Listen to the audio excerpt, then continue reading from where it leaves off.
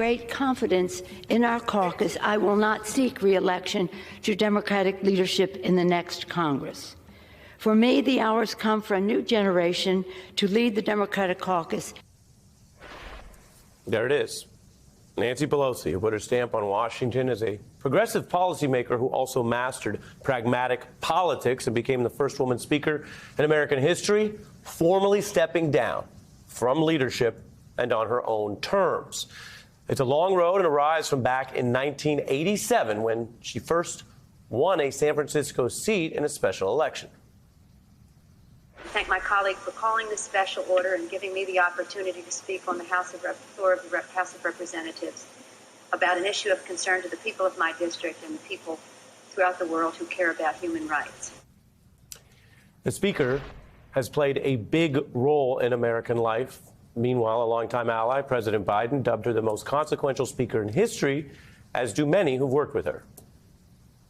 It was a very historic speech for a historic woman. Republicans did like to draft Nancy Pelosi into. I think that she is a tremendous leader. I think Nancy Pelosi, when the history is written, will go down as one of the most effective legislative leaders that this country's ever seen. You know, those are some views, and those aren't nobodies. They are allies. But many of her Republican opponents have also granted that she has proven effective over and over again. Indeed, in our sick modern politics, that's one reason the right has vilified her for so long. Also, today, independent and nonpartisan accounts of her leadership report that she really redefined the modern speakership in many ways. She charted a different path from certain less assertive Democratic predecessors like Richard Gephardt or the deal makers of the past eras. And I think we all know from following the news, ain't a lot of deals to be struck these days in this type of politics. So she had to make her own way. She first won the speakership in 2007, facing off with President Bush, and then ushering in an Obama era full of legislative accomplishments like the Affordable Care Act. She proved popular enough in her caucus to withstand a loss and return to power through that blue wave that responded to Trump in 2018 and faced down Trump on policy and style, literally standing up to his largely male-led administration in one memorable moment at this White House meeting on Syria. And I can mention that a changing world, which she lived through and continues to live through, of course, has seemed to embrace her style and energy more. Sometimes younger people who are less misogynistic suddenly found that the confidence that was so resented by sexists earlier in her career became one of her signatures. Some called it boss energy.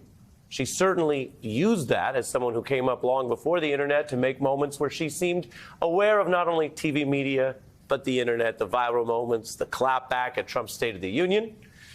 She mastered much that changed around her while also being a leader. We hear that talk about whether you're a thermostat or a thermometer.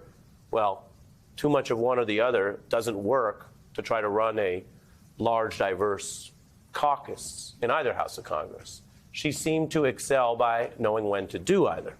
Now, you may say, okay, Ari, news, why is this happening right now today? Well, it's because of the news we broke last night. The control of Congress has been officially called, so there's no bank shot or last-minute hope that the Democrats somehow might stay in power with the gavel. Pelosi is deciding in this new minority phase in the House that it's time for these other leaders. It is something she'd previewed previously.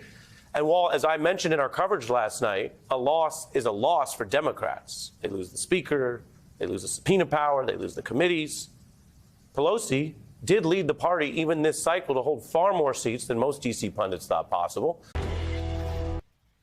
Hey, I'm Ari Melber. Thanks for watching The Beat. I wanted to let you know I'm writing a foreword to the January 6th committee's full report, which is coming out soon from HarperCollins. You can go pre-order the book right now, and it'll come to you first when the report comes out in the fall or whenever the government releases it. Just search Melber Jan 6 on Amazon or your favorite independent book site and click pre-order. You'll be the first to get both the report and my new piece on the coup conspiracy.